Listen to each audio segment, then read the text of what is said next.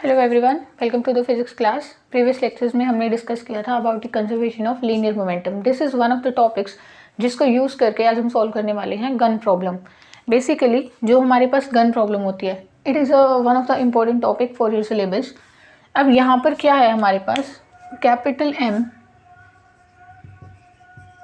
Is mass of gun. हम ये भी डिस्कस करेंगे कि जो गन प्रॉब्लम है, जब हम गन को शॉर्ट करते हैं तो वो किस प्रिंसिपल पर बेस्ड होती है। ठीक है, उससे पहले कुछ पैरामीटर्स को स्टडी करते हैं। Small m is mass of bullet, and यहाँ पर जो हमारे पास v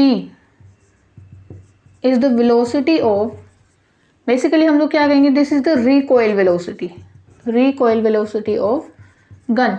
गन प्रॉब्लम में मेनली हमें निकालनी है रिकॉइल वेलोसिटी ऑफ गन जो है वो उसकी वैल्यू क्या रहती है, इस v की वैल्यू को हमें कैलकुलेट करना है।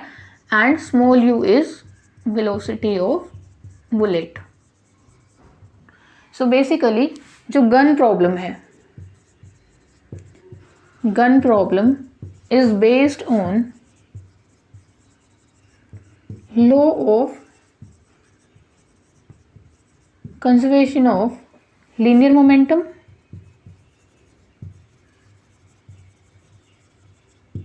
ठीक है, ये कंजर्वेशन ऑफ लीनियर मोमेंटम पर बेस्ड है एंड ऑल्सो ऑन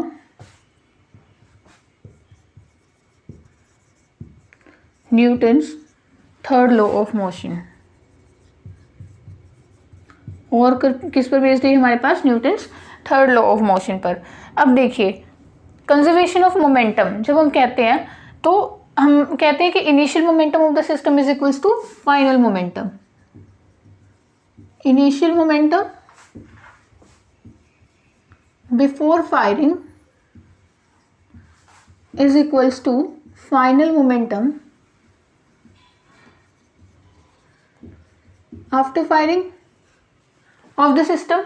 और सिस्टम कौन सा हमारे पास, gun plus bullet. This is the gun, और ये जो ब्लू वाला पार्ट है ये क्या है हमारे पास, बुलेट। ठीक है, अब क्या होता है यहाँ पर, जैसे ही हम शॉट करते हैं गन को, फायर करते हैं बुलेट को, तो यहाँ से ये हमारे पास है ट्रिगर। जैसे ही हम ट्रिगर को ट्रिगर कर देते हैं तो शॉट हो जाती है गन, और जो बुलेट है वो बाहर निकल जाती है गन से किसी स्पीड u के साथ, राइट। फिर जो गन होती है, गन कहाँ पर, गन में वेलोसिटी आती है, थोड़ा सा चेंज आता है। पहले सिस्टम रेस्ट पर है लेकिन बाद में गन कहाँ जाती है, पीछे की साइड, क्योंकि बुलेट इतनी स्पीड से बाहर निकलती है कि वो रिकॉइल वेलोसिटी दे जाती है गन को बैक साइड में, बैकवर्ड डायरेक्शन में गन को एक रिकॉइल वेलोसिटी मिलती है। This is recoil velocity. पहले जो गन हमारे पास उस रेस्ट पर थी, बट अब उसके पास क्या है, एक recoil velocity, that is v। So before firing system क्या है हमारे पास, m plus m into 0 velocity. Initial system की हमारे पास वेलोसिटी कितनी है, 0। ठीक है, अब यहाँ पर वन मोर थिंग मैंने लिखी थी कि Newton's third law of motion को फॉलो करता है। तो जैसे ही हम एक्शन करेंगे बुलेट आगे जाएगी और उसके रिएक्शन में जो है गन पीछे की साइड जाएगी। So this shows that it follows Newton's third law of motion also. ठीक है, अब यहाँ पर आते हैं m plus m is equals to 0। Final momentum क्या रहेगा, गन का अपना मास इंटू इसकी रिकॉइल वेलोसिटी प्लस बुलेट का मास इंटू बुलेट की velocity. So this factor will be 0। और हमें क्या कैलकुलेट करना था, recoil velocity of the gun. अब यहाँ पर हमारे पास क्या आ जाएगा, this is equals to minus of m into u. This is the very important formula कि रिकॉइल वेलोसिटी ऑफ गन हमारे पास क्या रहती है, this is the recoil velocity of gun. So this is all about the gun problem. अब हम solve करेंगे rocket problem और rocket propulsion.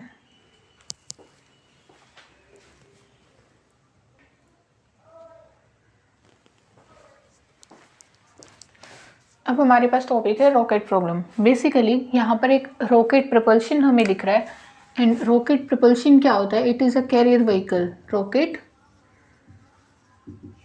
propulsion, it is a carrier vehicle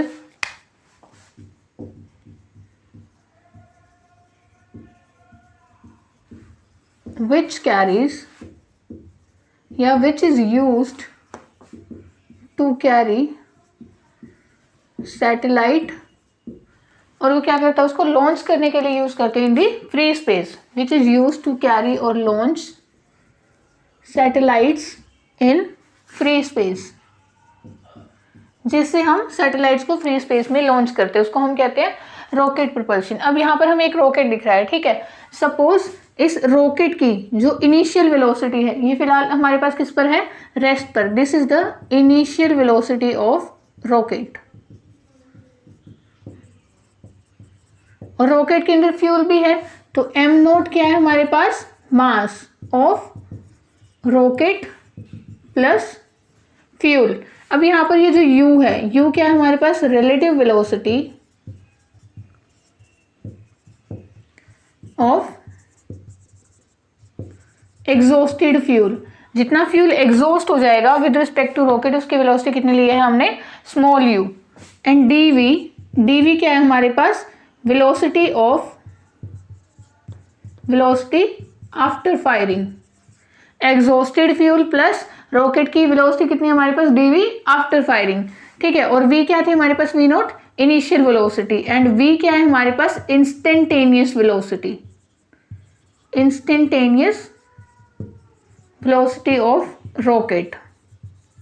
v is the instantaneous velocity of the rocket. अब m not हमारे पास mass initial था, rocket plus fuel, so m क्या हो जाएगा,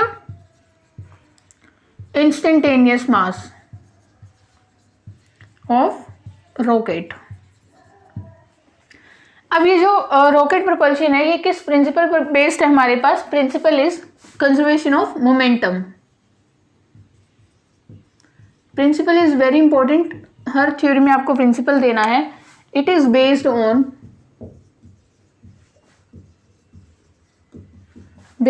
the principle of law of conservation of linear momentum. इसीलिए हमने linear momentum को, कंजर्वेशन ऑफ लीनियर मोमेंटम को स्टडी किया था इन द प्रीवियस लेक्चर्स, क्योंकि उसको यूज करके हम बहुत सारे सिस्टम्स को सॉल्व कर सकते हैं, ठीक है। So linear momentum before firing is equals to linear momentum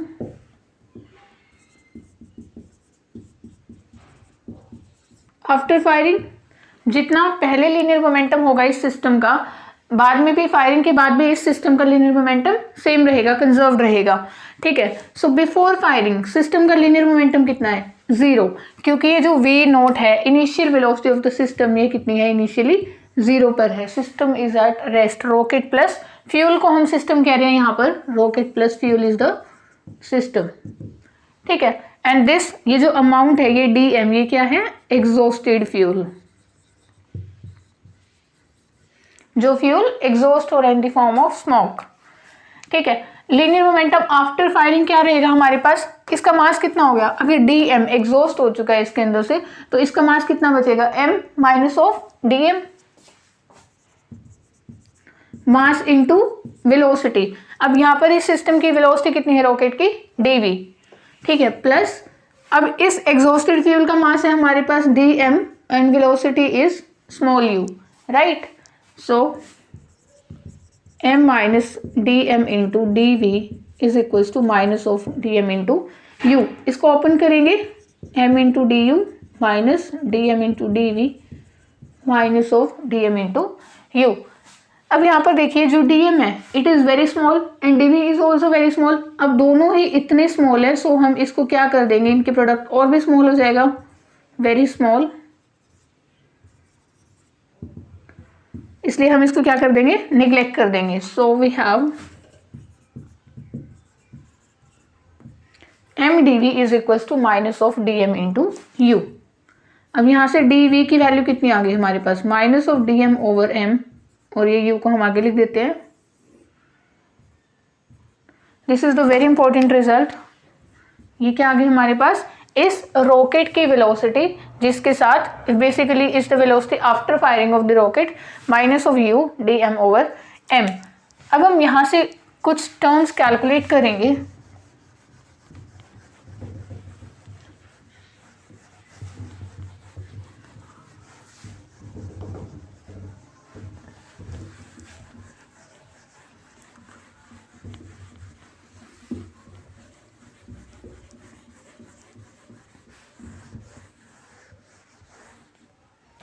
सो ये आ गई हमारे पास फर्स्ट इक्वेशन।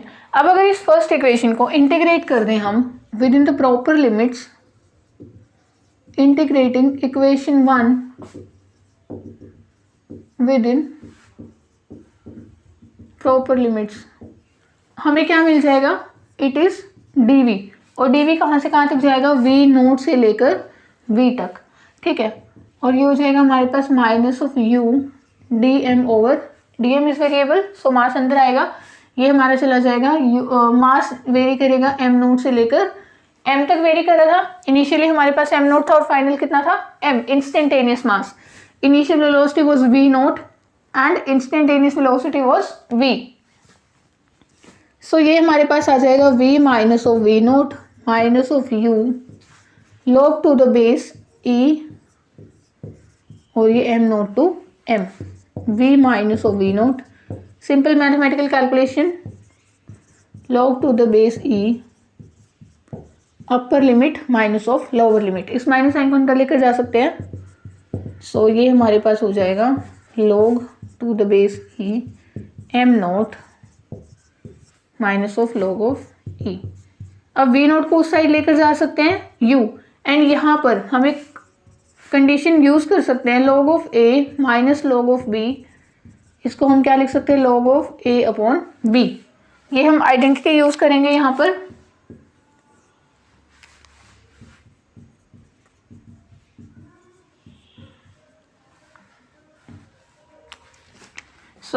ये हमारे पास हो गया log to the base e m naught over m। अब ये नेचुरल लॉग है हमारे पास, नेचुरल, इसको सिंपल में कन्वर्ट करने के लिए u 2.303 into u log to the base 10, e से सिंपल में कन्वर्ट करने के लिए 10 m नोट ओवर m, यही रहती है कन्वर्जन हमारे पास। सो ये हमारे पास क्या आ गई, instantaneous velocity of the rocket, जो हमें रॉकेट प्रॉब्लम में सॉल्व करनी थी, right. This is one of the important result. अब देखिए जो v नोट था, मैंने यहाँ पर लिखा था कि v note is initial velocity, और वो कितनी थी हमारे पास 0। सो v नोट को अगर हम 0 कर दें तो v कितना आ जाएगा हमारे पास, v नोट तो 0 हो गया है, 2.303 u log m naught over m।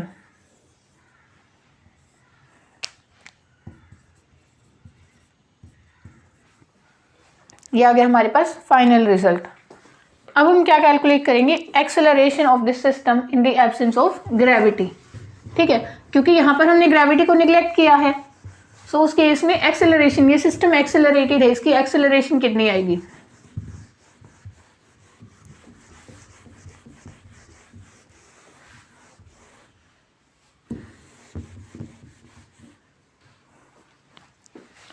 Acceleration in the absence of gravity। From the first equation हम लोग क्या करेंगे, derivate first equation with respect to time. अगर हम फर्स्ट इक्वेशन को टाइम के साथ डेरिवेटिव ले लें, dv over dt is equals to minus of u dm over m, और यहाँ पर एक dt भी आएगा।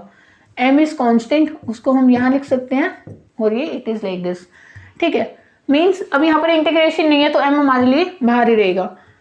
सो dv अपॉन dt क्या होता है, एक्सेलरेशन, और एक्सेलरेशन की वैल्यू कितनी आ गई, minus of u by m dm over dt। This is the second result.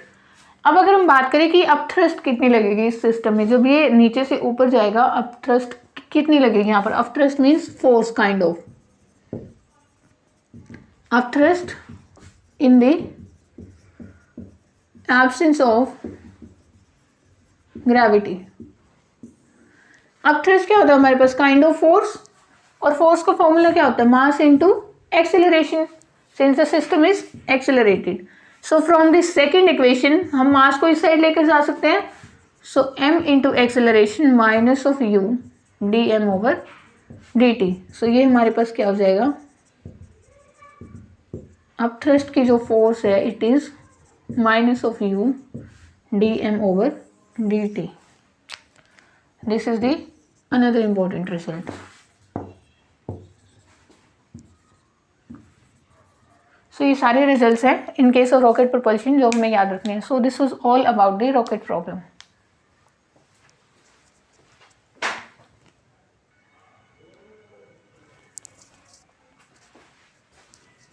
So now we will discuss force of friction in detail. ठीक है, हमने बहुत ही सिंपल से स्टडी की थी. अब यहाँ पर बेसिकली फोर्स ऑफ फ्रिक्शन क्या होती है सिस्टम्स की. It is the force of contact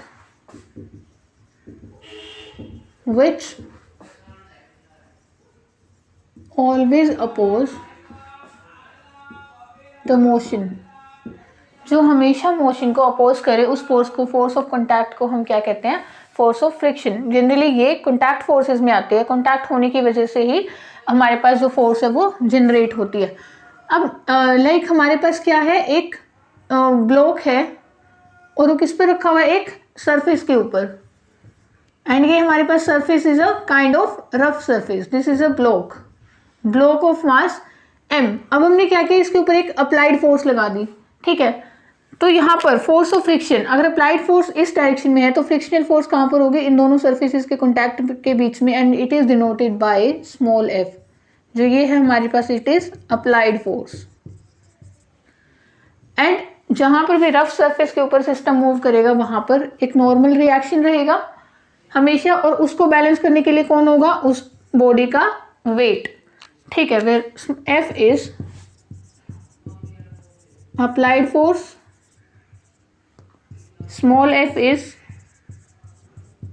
force of friction, capital N is normal reaction, and mg is the weight of the body. ठीक है, mg is weight of body where n is equals to m into g. Suppose this is the first equation. अब हमारे पास जो ये system है, इस system को हमने कैसे स्टडी किया. जो ओल्ड व्यू था, according to the old view, ये this is one of the system. हमें कंप्लीट सरफेस और बॉडी को एक जगह पर हम स्टडी कर रहे हैं. तो यहाँ पर क्या है, लाइक ऐसे सरफेस है हमारा अपर सरफेस, और ये है हमारा लोअर सरफेस. जैसे हम ग्राउंड पर मूव करते हैं वो भी फ्रिक्शन की हेल्प से करते हैं. अगर ये बिल्कुल स्मूथ सरफेस होता, प्लेन होता, तो हम मूव नहीं कर पाते.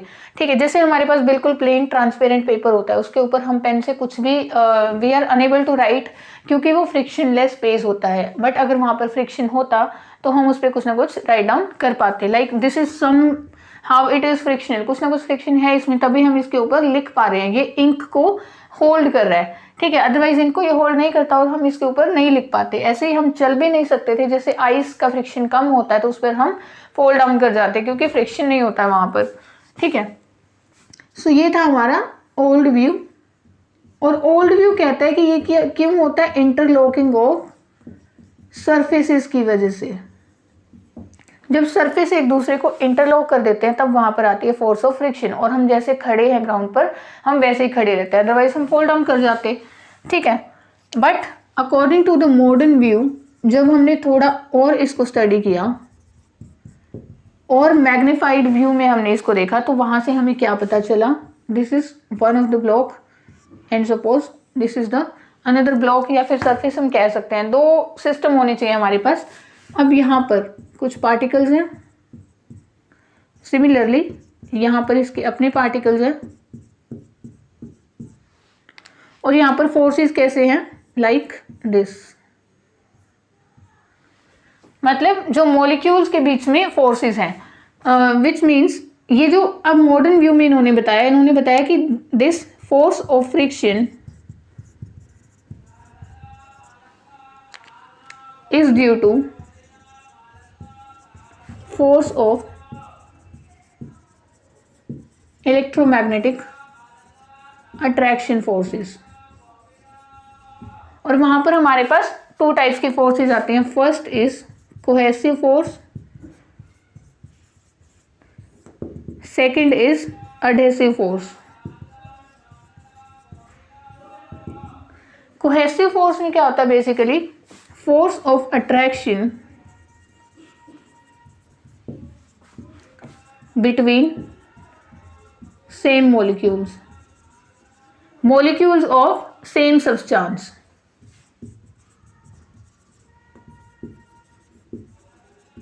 For example, wood and wood. ऊपर भी वुड रखा हुआ है, नीचे भी वुड रखा हुआ है, उसके मॉलिक्यूल्स के बीच में जो अट्रैक्शन रहेगी वो कैसे होगी, कोहेसिव फोर्स। और एडहेसिव फोर्स कौन सी होगी, force of attraction between molecules of different substance. For example rubber and would. Rubber और वुड डिफरेंट सब्सटेंसेस है, उनके मॉलिक्यूल्स के बीच में फोर्सेस ऑफ अट्रैक्शन जो रहेंगे वो कैसे होंगे हमारे पास, adhesive force. So according to the modern view हमने देखा कि कोहेसिव या एडहेसिव फोर्स की वजह से होता है। ठीक है, अब हम बात करेंगे कि जो फोर्स ऑफ फ्रिक्शन है इसकी वैल्यू क्या रहती है।